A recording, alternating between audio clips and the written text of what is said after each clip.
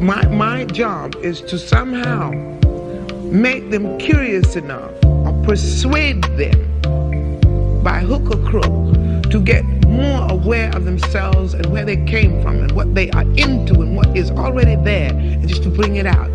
This is what compels me to compel them, and I will do it by whatever means necessary. Welcome to the Black Girls Heal podcast, where we talk about healing our intimacy disorders, unresolved trauma, and building a healthy relationship with first ourselves and then others. Every episode, we will talk about advice you can apply today to break unhealthy patterns and grow in your self-worth. I'm Sheena Lachey, Love Addiction Coach and Trauma Specialist. Let's begin. Hello, and welcome to the latest episode of Black Girls Heal. Today, we are going to be talking about the secret ways that you can be love bombed. So, typically, when we think about love bombing in the realm of narcissistic relationships, we think about getting flown out, we think about bags and roses for no reason, we think about, 10-hour, 12-hour dates, being taken to the finest restaurants and all those things, and just being told we're the most amazing person ever and that there's never been one before us that has ever come close, right? Those types of things. However, with there being different types of narcissists and different types of narcissistic abuse, there is a secret, undetectable way that we can be love bombed if we are empathic, caring folks who typically are known to be fixers, where we can be very much attracted to narcissists in our lives and be connected to them in intimate relationships before we even realize that there's a problem. And also because of the way that this love bombing works, we will still personalize the problems that are happening in this relationship as being our fault or being related to us or our mindset or our expectations or our standards, instead of it being in the hands and responsibility of the narcissistic person that we are with. So in today's episode, I'm going to be breaking down what is the secret way that we can be love bombed by narcissists for it to be on our radar, and hopefully to enlighten those of us who may be in this pattern, those of us who have maybe been a part of this pattern in the past and we're recovering from it, to help you give some validation. And then also just to let those of you know who are in this cycle that you are not alone, that you're not making this up, and hopefully this will help you find your way out of it. So without further ado, let's go ahead and jump on it. Thanks for listening to this week's podcast. Before we get started, let's take a small break to say thank you to this week's sponsors. Learning to optimize my health according to my cycle and hormones has been so important to my overall health and engagement throughout the day. As I've worked to regulate my body, having nature-inspired health options has been key. Happy Mammoth, the company that created Hormone Harmony, is dedicated to helping women's lives easier. And that means only using science-backed ingredients that have been proven to work for women. They make no compromise when it comes to quality, and it shows. Hormone Harmony contains science-backed herbal extracts called adaptogens. Now, here's the beauty about adaptogens. They help the body adapt to any stressors, like chaotic hormonal changes that happen naturally throughout a woman's life. And though for more than just menopause, Hormone Harmony is great for any horrible menopausal symptoms that put a woman's life on hold, like hot flashes and night sweats, raising thoughts and low moods, poor sleep and feeling tired all the time, occasional bloating and gas, and lower sexual desire. Yes, Hormone Harmony can help with all of these things. And the biggest benefit, feeling like myself again. That is what women mention over and over in their reviews. And there are over 17,000 reviews for Hormone Harmony. For a limited time, you can get 15% off your entire first order at happymammoth.com. Just use the code BGH at checkout. Okay, so let's talk about it. So, in today's episode, the secret, undetectable way that we can be love bombed, I'm going to be talking about a technique that is used mostly by what is called vulnerable narcissists. So, there were many episodes ago where I was talking about a relationship dynamic and was sharing how there were some comments that were saying that it sounded like what I was discussing was covert narcissism. And I said at the time how I didn't quite know if it fit. Then I went back and learned more about covert narcissism, and I was like, okay, it does feel a little bit more, but there was just something about the dynamic still that didn't just quite fit the relationship history that I was discussing in those episodes. And so recently, as I've just been learning more and exploring more just about all different types of relationship dynamics, I came across the phrase vulnerable narcissism. And a lot of times people will exchange covert narcissism for vulnerable narcissism, but the way that it may play out is different. So I will share more about the dynamics of virtual narcissism throughout this podcast, but just for you to know the two definition types, or at least my understanding of it, is when someone is a covert narcissist, this may be more undetectable. So it's not grandiose as far as someone is in your face, doing all these big gestures. They may not be as egotistical, wanting to have attention, wanting to be um, um, having the spotlight on them, wanting to be the hero in the room, like a lot of other traditional types of narcissism may do. However, they still do have this experience of presenting as being a little bit more blameless, kind of saint-like in front of other people. They may not be the first one to talk or have conversations, but people typically think that they are nice people, that they are people who are friendly. They make good connections with others, but behind closed doors is where the abuse may happen. That's where they may start to dismantle the self-esteem of their loved ones. Is where they may be folks who rage, who are super critical, who discard and pick up and love bomb and do all the things behind the scenes, but in front of other people is a completely different story. Vulnerable narcissists, and I'm going to talk more about this again throughout today's episode. Vulnerable narcissists present as, for those when you're first meeting them, they present as almost the puppy dogs of the world. They are the ones who have been forgotten. They are the ones who've been looked over. They are the ones who are the diamonds in the rough. They are the ones who they just needed to have a little bit more opportunity, or people who cared about them. They are actually really amazing people who just haven't didn't have the right people to believe in them. And they have a sad story typically. And so you, as someone who's typically very caring and empathic and giving and maybe even a problem solver and a fixer, you hear their story and you think, I could help with that. Or that makes complete sense that you would feel these types of feelings based on what's happened to you. And where the covert narcissist, behind closed doors in secret, they may try to have power and have all these defenses of their ego by overpowering people, criticizing them, and all that other stuff. That's how their grandiosity presents behind closed doors while having this nice person image in the public. For vulnerable narcissists, they continually have this victimized, quiet, maybe sullen demeanor. But because you came in with a certain point of view, you don't see them as continually being in a victimized state. You see them as someone who has again really great potential, who is actually a really great catch, a really great opportunity.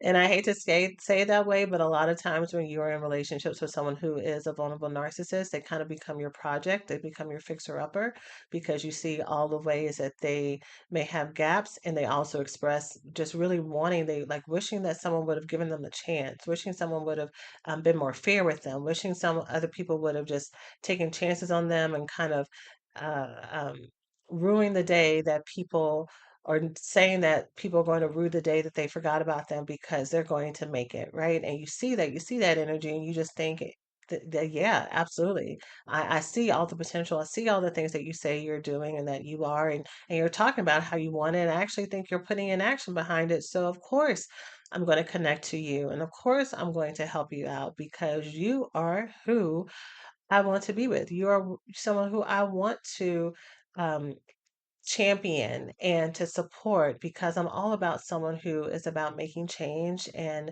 being the best versions of themselves. And so you don't hear in their story the excuses, and you don't hear in their story that there's a little bit more going on.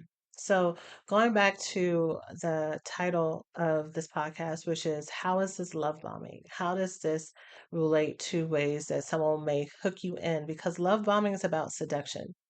Love bombing is about finding what is it that you need, what is it that you crave, what is it that your soul desires, and giving that to you, and giving it to you and flooding you with it to where you get intoxicated with it and you want more and more of it.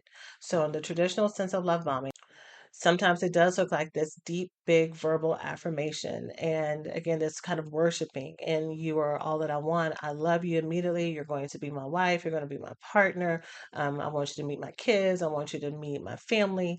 When's our wedding date? It could be financially, it could be giving large amounts of money and gifts and romantic gestures and all that stuff. All of that is very seductive for some of us, and some of us we could really couldn't care less about it, or we may be more wary of it. For those of us who are fixers, those of us who are codependents, those of us who have been highly parentified, those of us where a big sense of our identity has been in being the savior for others and being the one who will self-abandon to kind of be the martyr and be the mom again, to be the caretaker of the other folks around us, friends, family members, lovers, partners, and everybody else. The way that we are love bombed and the way that we are seduced is by this sad story.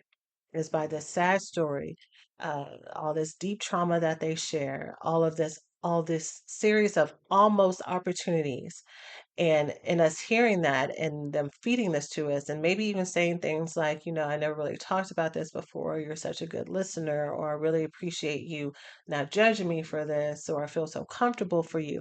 All of those things are so, so, so intoxicating to you because those are the things that you deeply wanted to hear.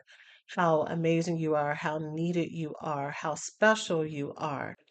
And because you have been groomed to be a fixer your whole life, because your identity up until this point, probably in your healing, has been fixated around how good you are at solving other people's problems and connecting them with resources and all of those things. Here you have the biggest, most prime opportunity, ultimate opportunity, because the prize is love. The prize is love with the prince or princess charming on the other side of this. Once all of their needs have been met, right? Once that anger is gone, once they get their money right, once they get their career on track, once whatever it is that they're saying is the only reason why they can't be happy. Again, this almost opportunity. Once that is fixed, then you're going to be free. They're going to be free to be happy. You're going to be free to ride off into the sunset. And it just so happens that what they're asking for, what they're needing, they're not even really asking you. They're just telling you their story, right? Which is also kind of um, unassuming, and you don't realize that this is part of a pattern that they do typically, especially because their story that they're telling you is usually a long list of people who've disappointed them, didn't fulfill their obligations to them. They broke their promises to them. They counted them out. So you don't hear in their past that this is probably something that has been resaid and retold often. You hear someone who's been given a bad shake in life. So you are walking right into the scenario with whatever they're presenting you, because you're probably also very independent. You're probably very good at solving your own problems. And so whatever you hear them saying, you're like, oh, that's easy. I know someone who can help with that. I have the money for that. I have a therapist for that. Oh, I can connect you to a friend for this.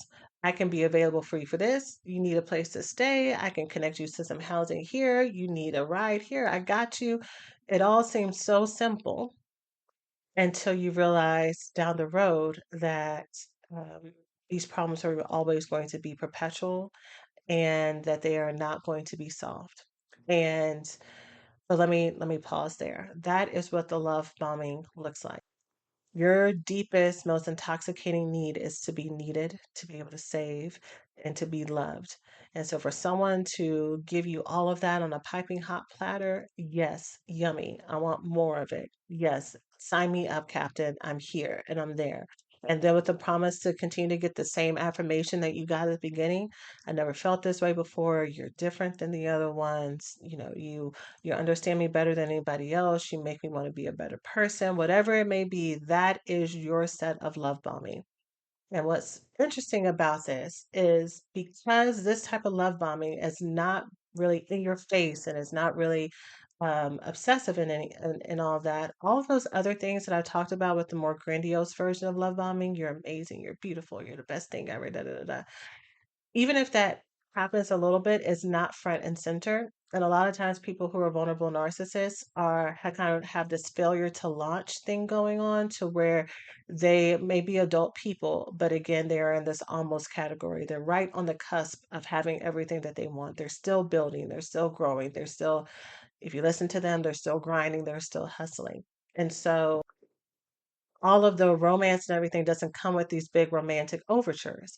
And it doesn't always come with a lot of, you're the most beautiful person in the world. And I just think you're so special. The thing that is special about you is how good you are at listening to them and how good you are at helping them and how grateful they are for your help. Those are the things that are really affirmed. And so throughout the relationship, those are going to be the things that you are going to be more willing and desiring to protect because that's where you got your initial affirmation from before. So you're going to go through the entire relationship wanting to make sure you're staying fair, you're staying open to their point of view, to the experiences and traumas that they've had, to not want to be too judgmental or picky with what they're asking you for because you know that they are building, you know that they're going through some things. So you're not going to ask too much of them when you know that they're going through a hard time. You came into the relationship knowing this. So it'd be really unfair for you to ask for more, whether or not the more is attention, the more is money, the more is verbal affirmation and romance, the more is they're initiating, doing the work and the labor that it takes to build a relationship. You are not going to ask for that because you came into this knowing that this was a fixer upper thing. That's part of kind of the novelty and that you really kind of loved about this relationship, right? That y'all get to build and have this triumphant story together. And so it's not fair for you to go against that now. And then also, you don't realize that this is actually a need that a relationship should have. So, a common thing that I will hear folks talk about when it comes to words of affirmation as a love language or to be seen in that way is people will say as they're doing their healing process, they kind of have these conflicting points of views of, I should be able just to affirm myself. I shouldn't really need other people to tell me. And I just feel like two things can be true. It can be true that your ultimate source needs to be yourself, but also, if you are sharing your mind, your body, your soul, your spirit with someone and you're building a life with them, they need to have a different level of adoration, care, and love for you. And they need to be expressing that to you. Not only expressing it to you with words, but showing it to you with action, initiating that they are actively trying to take care of you. You are a full human being that they have contracted, whether or not they've done it legally or spiritually in the cosmos, or just for this point in time because you're a girlfriend, girlfriend, boyfriend, girlfriend, partner, partner. Whatever it is, y'all have made a commitment to each other. And in their commitment to you, they are committing to see you as a whole human being that they are tasking themselves to love.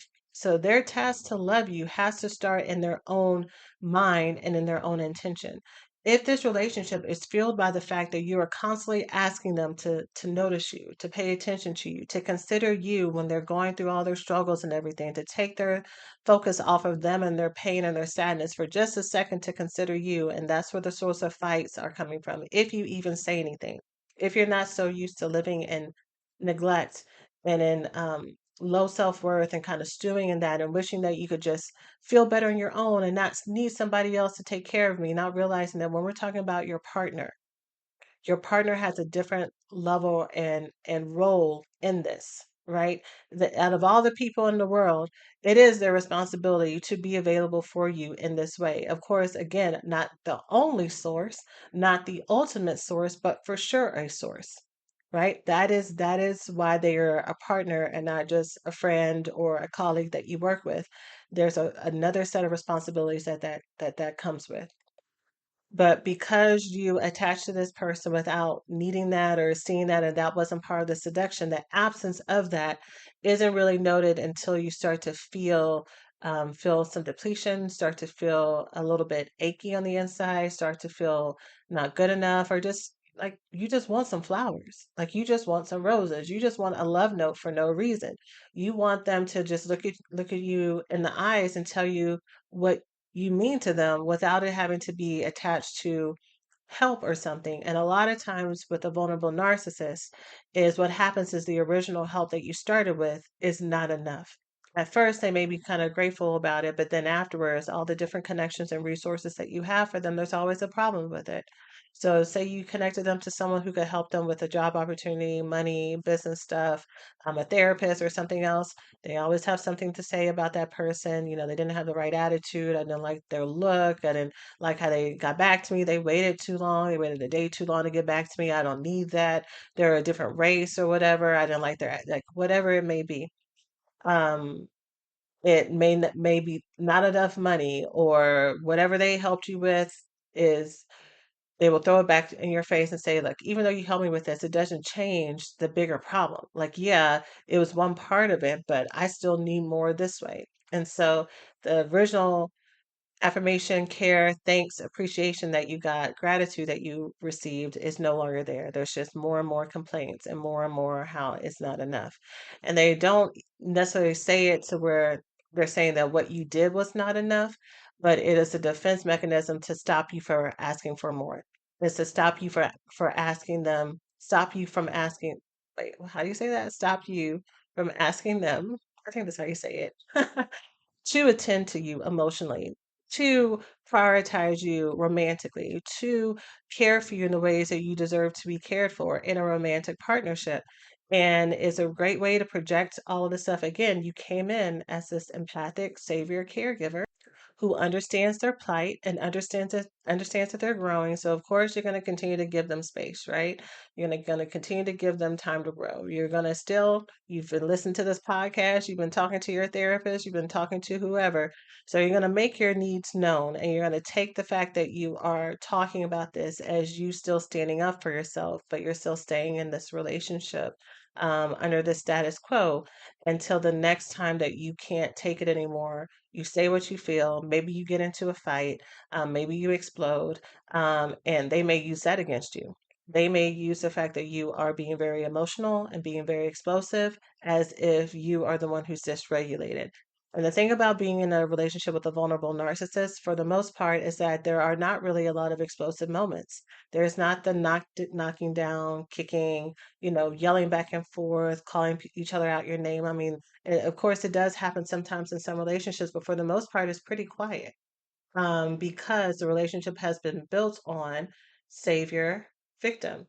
And so it is a very typically low conflict model where you give and they take and you give and they take and you like to give and so you like to help and they like to take and receive and so it's a system that kind of feeds itself until you again start to get a bit of a whiff of something more that you need and you're asking for it and then there's conflict and so because you may not have the connection to yourself to know that your feelings are valid and know that your needs are valid and know that you can ask and stand on things and not just ask and stand for them but to actually expect them and that if you're in relationships with people who are not giving that to you, that there's enough access to love and connection and care in the world to where you can, one, leave to find a relationship that has that available for you, and two, that it is okay for your normal stance to not be in relationships that drain you.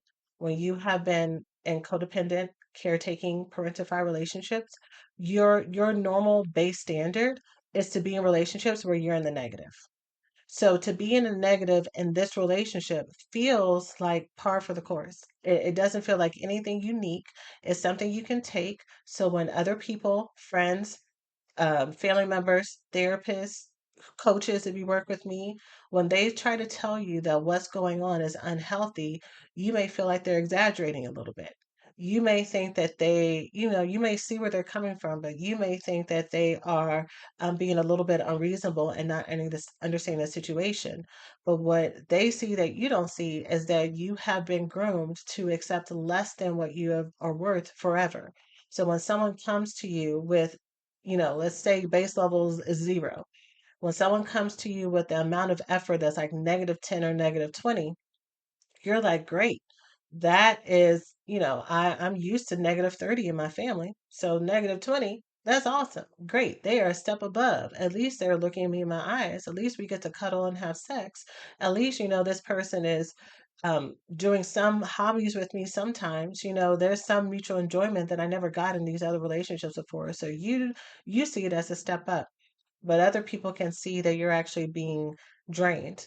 And it's not until you go deeper into this relationship and have more and more time, maybe more and more years together, that the impact of constantly having someone who's taking from you, never pouring into you, never giving to you, you're always having to hear their complaining, always having to hear their problems, always having to be give the bright side, and be the voice of faith and be the voice of optimism. As that wears on you and you lose yourself and become a shell of yourself, then you start to kind of realize, oh wait, there's something going on here. And again, because you were never really attended to as far as being hyped up, being loved on, and people just celebrating you consistently, not just every once in a while, but consistently, you don't recognize the absence of it. So you should be in a relationship with someone who's your biggest fan. I have had so many conversations since the top of last year, more often than not, especially in the membership community, with ladies who are in relationships that can be considered the married single mother phenomenon, where you're in a committed partnership with someone, but that person is just very detached, and not just emotionally detached. They may be physically present, but they are very absent in the relationship. And so you are carrying all the emotional load and everything. And so one of the things that is common in that I've heard in a lot of folks' stories, not only in this past year, but just in stories that I hear in general, is that they are with a partner and the woman is killing it. She is doing so many amazing things and she is having all these successes. And then the partner just is very indifferent about them. And these incidents that I'm thinking about right now is typically a heterosexual couple. And the man just doesn't care. He either downplays it, he says it's not that big of a deal. If he does mention it, it's not like a big expressive moment. It's like, oh, okay, well, that's good that that happened. And then they move on to the next topic. And those incidents are very deflating. And it's not just disappointing. It's not just, oh, like that. I wish they would have done something differently, or I wish they would have said more. When that becomes your normal and your standard, day after day, month after month, year after year, to be in an intimate relationship, especially if you're living with someone, especially even if you're not living with them, if this is an intimate relationship that you are talking with all the time, every day, and this is their kind of level of indifference towards you and your highest, biggest moments, it absolutely affects how you see yourself, how you feel about yourself, what you think you're worth. It absolutely, by nature of them not seeing the worth in what you're doing, you absolutely internalize that. When it starts to slow decline and slow decay on the inside, until you start to take care of yourself and take care of your needs, and know that these things are worth celebrating, and be around other relationships and other people who celebrate you more, to have that contrast and to see, this is how these people talk to me and how these people show up for me versus this is how my partner does it. Hey, we hope you're enjoying the podcast so far. Let's take a quick break to say thanks to this week's sponsors. As our country continues to grow and make new meaning of the intersection between current and historical events, it is so important to stay connected to the voices and the leaders who are influencing what progress, connection, equality, and truth mean to us as Black people. The next generation of influential Black voices can be found on NPR's new collection, Black Stories, Black Truths. Black Stories, Black Truths is a celebration of Blackness from NPR. Each of NPR's Black voices are as distinct, varied, and nuanced as the Black experience itself. In the Black Stories, Black Truths collection, you'll hear stories of joy, resilience, empowerment, and creating world shifting things out of struggle. Every episode is a living account about what it means to be Black today, told from a unique Black perspective. From Bobby Shmurda to The Wire, Michelle Obama to reparations, there's no limit to the range of Black stories, Black truths. Black perspectives haven't always been centered in the telling of America's story. Now they are the story. In NPR's Black Stories, Black Truths, you'll find a collection from some of NPR's best podcast episodes celebrating the Black experience. Hear a feed of episodes from across NPR's podcasts that center Black voices. It's NPR Noir. Turn on NPR today and hear a range of voices as varied, nuanced, and Black as the country we reflect. Stories should never be about us, without us. Listen now to Black Stories, Black Truths on NPR, wherever you get your podcasts. So, the thing about vulnerable narcissists that also throws people off because they don't come with this big, overt sense of red flags that we can see in a lot of other traditional types of narcissism is we think that all the qualities are not present, but they are there. The lack of empathy, the grandiosity, the entitlement, the discarding is all there, but it's under this sullen guise.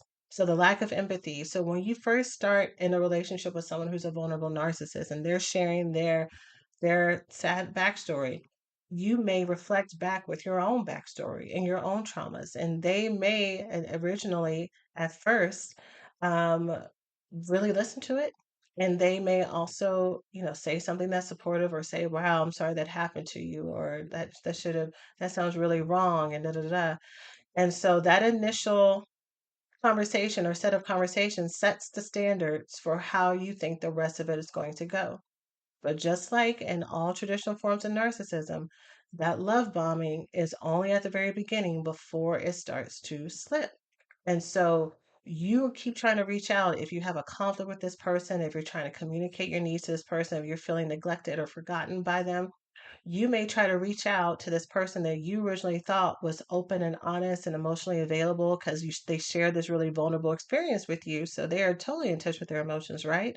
So you keep trying to um, appease, or you keep trying to um, talk to that part of them that you thought you connected to at first. So I'm going to share with you how what you're doing and what you're not doing is hurting my feelings. I'm going to share with you and really try to um, um, connect to that party to have some empathy with the fact that I'm feeling neglected and I'm feeling forgotten. And you told me when we first met that these were the things that people did to me in the past that shouldn't have happened, and you expressed so much care and concern. So I'm gonna keep talking to you about these things, hoping that that part of you arises because I've seen it before, right? I know it's there.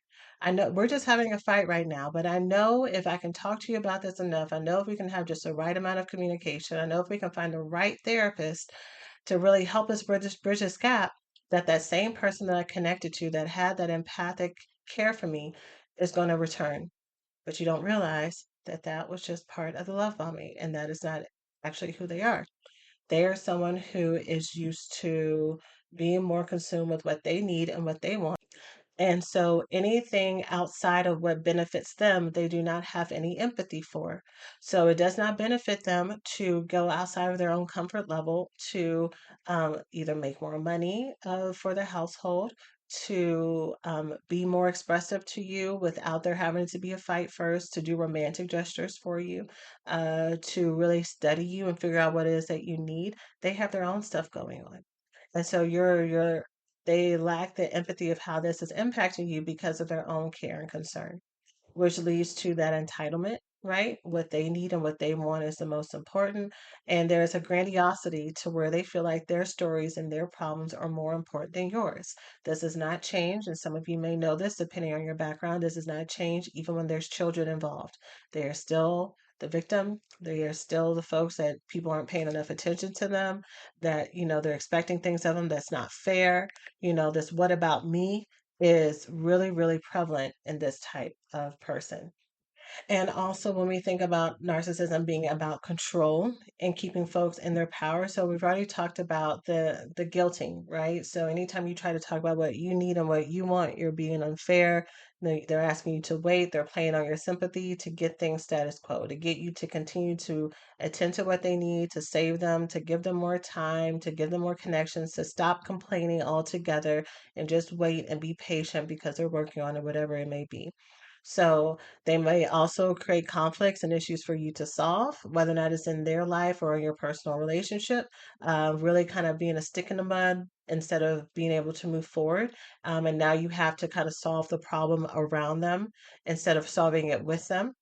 And or kind of creating a whole life and system where you stop depending on them to be involved in certain issues. Again, I talked about how the way that they control is by sabotaging your sense of self worth. So, very much downplaying your accomplishments, who you are, and what you're worth. A lot of times it does not come with, at least initially, it does not come with direct insults. It does not come with them saying that you're dumb or you're stupid or whatever else. It's just this flat, neutral indifference to who you are. You know, you could be solving cancer and like be this well-known scientist, and they will treat you, and this is no shade, but they would treat you as if you erected a lemonade stand on a corner and you're selling pints of lemonade every week, you know, and have the same amount of interest and care and celebration around what you do and what you contribute to this world, which is, you know, nothing. Like, you know, if you met a child who is selling lemonade in the corner, you might at most be like, "Oh, that's so good, baby." You may even congratulate their sense of ambition. And if you're a very positive person, you would just know that they're planting seeds for them to be an entrepreneur in the future, right? But then you would move on to something else. And it's almost like if you're in this type of relationship with someone who doesn't see you, it's almost like they kind of pat you on the head energetically. They're like, "Oh, that's nice. That's good." You know, and just completely downplay again your identity and what you bring. And so that absolutely knocks down your self-worth. You have been groomed to not expect anything outside of I really appreciate how you helped me and thank you for being a good listener. So all the other extra stuff, the romance, the care, the dates, the affirmation, the validation, all that, none of that was part of the relationship to begin with. And so you don't really expect it and you feel actually you do start to expect it and you feel bad about expecting it or you get punished by them for expecting it later on.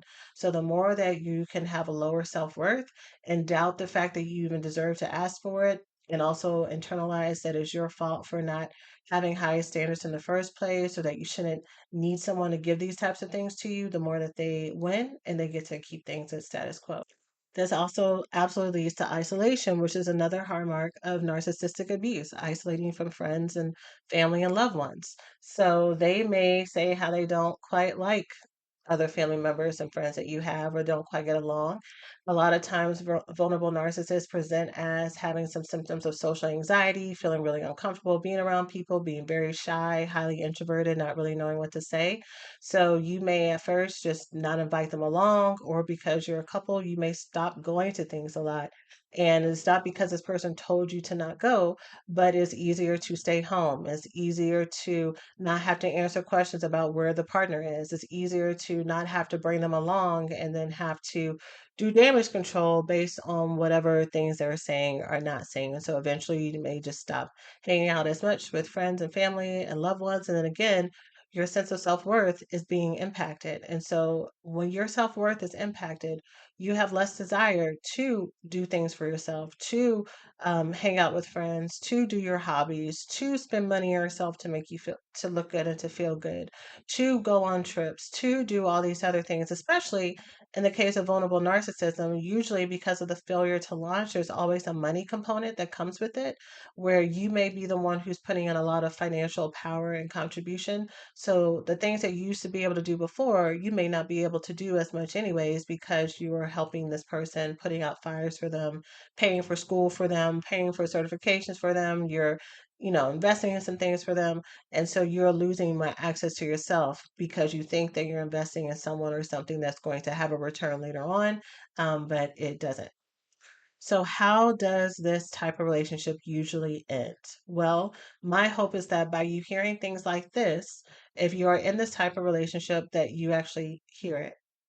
I pray deep in my soul that you hear it and that you Google vulnerable narcissism and go down whatever rabbit holes you can find to see if this connects to you. If you have a partner or a loved one who's always the victim, always complaining, victim is a strong word because a lot of times when, especially in the earlier stages, you can be very, very protective of this person because of their story, of people who've counted them out.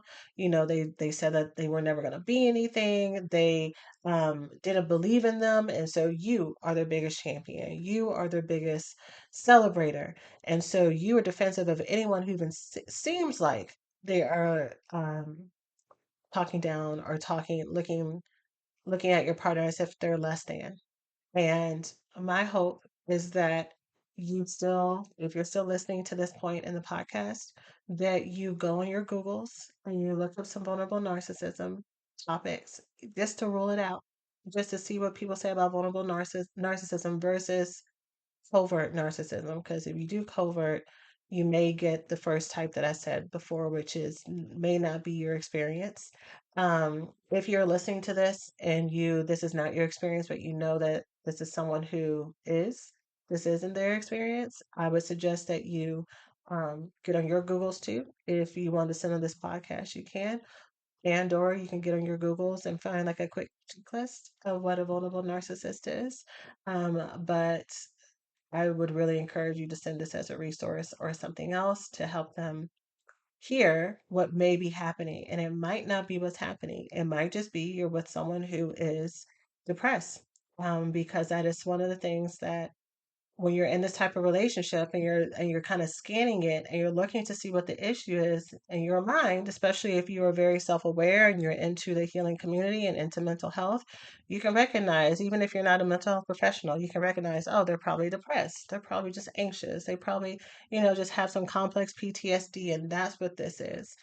And so for some people, maybe they are in a relationship with someone who is depressed and all they need is either some medication or some intervention, mental health intervention, and things will get better.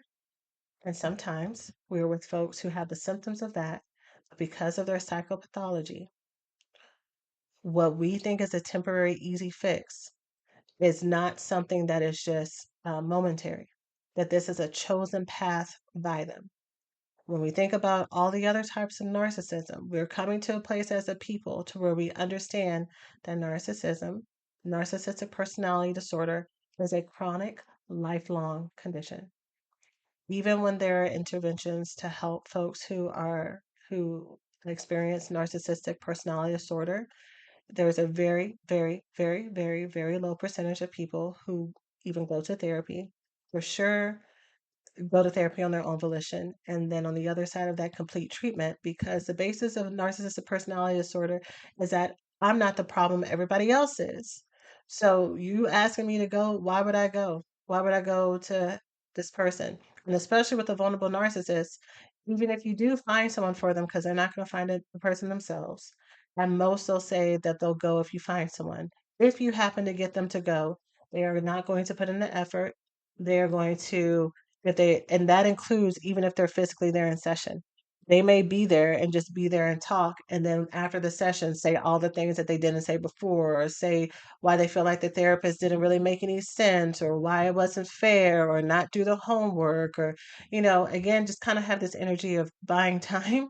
Um, but the point is, whether or not a person is a narcissist, or whether or not a person has some mental issues, some mental disorders that are legitimately affecting their ability to function in a relationship, it is still your responsibility to figure out if this issue does not change, is this something that I can live my life with? And as someone who may be very prone to abandon yourself and lose yourself, even though you're starting to become depressed, even though you're having panic attacks, even though you can't sleep, even though you're either gaining weight or losing weight, even though you are having lack of interest in life and you're losing your friends, even though you're losing your hair, even though all this stuff is happening, you will hear someone proposition that and say, can you live with this forever? And you'll immediately say yes because you're not used to considering yourself, and you're not used to considering how these relationships and all how these things impact you. And I really want to urge you for one moment to consider that you are worth the care, attention, and concern that you are so readily and generously giving to everybody else, including your partner, that maybe you deserve to give that to yourself. maybe. So going back to how this ends, usually, um, is it's not uncommon for folks to stay in relationships with these folks for a long period of time because everything that happens is so passive, so subtle. These folks are typically very passive aggressive versus aggressive aggressive, very petty. And they may turn the things that you shared with them and turn it against you and kind of really dismantle your ability to care for yourself to where you just stop fighting until you start to hear something else. And so, either sometimes what happens is people will have a lot of physical issues that contribute to their health, and they may start to have a shortened expectancy, and or have other mental health disorders based on the stress of this relationship and the emotional abuse that does not seem like it's emotional abuse, but it is emotional abuse and neglect that's in the relationship. Sometimes they get to the point on the other side of that is they get to that point and then they're like, something's got to change. And they realize that it's the relationship. Because of how this presents, you may have a lot of guilt, either because of the time that you've invested in this partnership or because they are really no better than they were before. They still have the same amount of excuses. So you may try to get them equipped and get them connected to a resource or to a friend or get them reconnected to long lost family members that they're not talking to anymore or other folks so that you feel a little bit more ease in leaving because otherwise you feel like you're abandoning them just like everybody else. And again, you still see the fantasy. You see the fantasy of who you thought this person was in that first conversation. You didn't see who they actually were. You saw the picture of who they painted themselves to be, which is not real. And that is the image that you've been chasing this whole time, whether or not it's 3 months, 3 years, or, longer.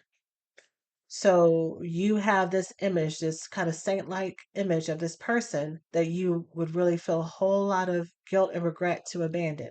Instead of realizing that this is a person who's perpetually chose this lot in life, and once you exit, there's going to be somebody else. In fact, if you actually kind of sit and think about it, depending on how much of their past you now know and where you are in this process, there's probably a very short time period between their connection with you and their connection with somebody else. These types of folks, the way that they navigate through life is this story, this way of seeing life, this this presented sense of helplessness. What makes them seem like they're so fragile is actually their superpower. They will always find someone to help take care of them. Always. That you don't have to worry about them being in a homeless shelter, it won't happen. You do not have to worry about them being on the street, it won't happen. They have other people probably lined up to help take care of them. That's the other thing. When I was looking up resources on this, very few people talked about this, but I'm going to put this here as far as how this ends. Cheating and other types of betrayal also happens because this person feels so disempowered, especially if you are continually winning or you have some status above them or you have some access to something that they don't. They need to feel empowered in some way. And if they can't feel more empowered by picking fights with you or, making you apologize for things that haven't happened or whatever else, they will seek some type of connection outside the relationship a lot of times to feel more powerful. So whether or not it is flirting or whether or not it is getting on dating apps or whether or not it is actually sleeping with other people, those types of betrayal is very common for them to feel like they have a one up on you, whether or not you know it or not. And then again, another way that this works is that you just become a shell of a person and just accept what's happening, which I guess was the first one. But in the first one, I talked more about the physical impact of it, but just emotionally, you will lose a lot of your self esteem, access to your self worth, maybe some friends and loved ones because of what you had to give up to stay in this relationship. So, the way out, the way out, the way out, the way out, the way out that I typically tell folks who I see are in this type of relationship is just start focusing on yourself and your own self care and your needs. A lot of times when I meet people who are in this type of partnership, They are so conflicted with all the guilt and, especially if there's happens to be children involved, but the investment that they have, whether or not it's time, energy, money, whatever. And again, they're connected to the fantasy of who they thought this person was, the relationship that they thought it was. And the longer that they're with this person, the more that they had to defend themselves or defend other people, their own ego gets in the way. They don't want to look dumb. They don't want to look bad. And so and them trying to mitigate all that and trying to find the best easiest solution to prove that they didn't make the wrong decision and to prove that they didn't waste time and to get the best outcome and the person not be mad at them and the person to be in the best position and them to not leave with less than they came with, they will get lost in the muck. And the most important person in this equation that's been forgotten is you. And so once you start focusing on taking care of yourself and what you need and having new boundaries around your energy, your money, around sex, stop sleeping with someone that makes you feel like shit. Like you get to determine what works for you. Go and taking care of your hair, go and taking care of buying clothes that you feel good in, going places just for fun by yourself, even if they don't want to come with you. Start to reclaim yourself. And once you have a deeper connection to you, you're going to be able to figure out what's right and what's wrong. So you're going to be able to hear, once you have a higher self worth, you're going to be able to hear through this podcast if this applies to you, or if this doesn't quite apply, but it gives you a hint of what's needed in this relationship. And now you get to go with more confidence and more self assurance to request, make, stand in the changes that you want. And because you have more high self worth, either the person that you're with is either going to respond to that because based on your hunch that they see you as worthy and as a partner, they are going to respond to it and attend to that and meet you where you are, and the relationship will be fixed.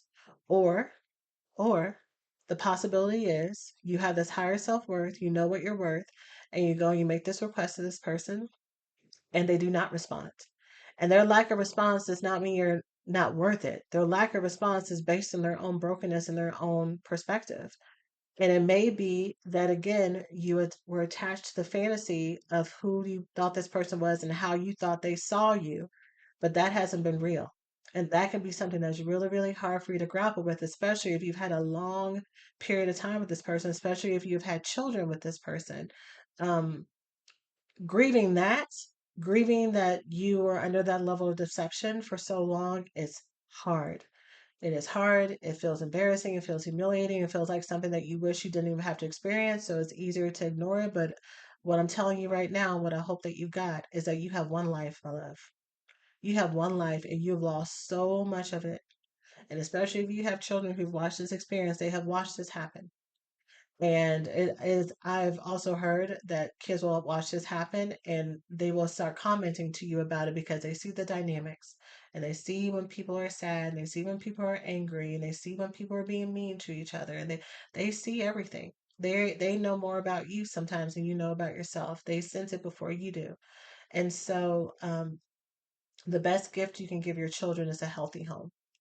And so you're the one who gets to decide what makeup that healthy home looks like. And the best way for you to make that discerning decision, because it's your life, you're the one who has to live it, not this voice behind the podcast, not your therapist, not your friends. You're the one who has to live it. The voice you need to listen to is your own. And the best way that she's going to make that decision is to feed her health, confidence, care, pleasure, and love. And when she is well fed, she is not going to lead you wrong. Okay. That's a voice that you can trust. So I hope that you found this podcast helpful. Again, share with anyone who may need it. And I hope that all my fixers and my lovers and my codependents and my givers hope for you to know that you being that person is not a bad thing. It's not a weakness. It is not a weakness, that is actually part of your superpower. The only problem is that there's been someone who's had access to that maybe a little bit longer than they needed to. And so once you heal whatever it is that you may need to heal, that may come from the heartbreak of this realization, you are still free to love. And so now you just have more discernment to make sure that you're giving this love to people and to entities that are ready for it and that truly receive it with gratitude and do something with it versus always finding a problem with it. and never following through with the gift that you've given them. So that is it for today's episode. I'm sending you all so much love, and I will see you in the next one. Thanks for listening to this week's podcast. Before we get started, let's take a small break to say thank you to this week's sponsors.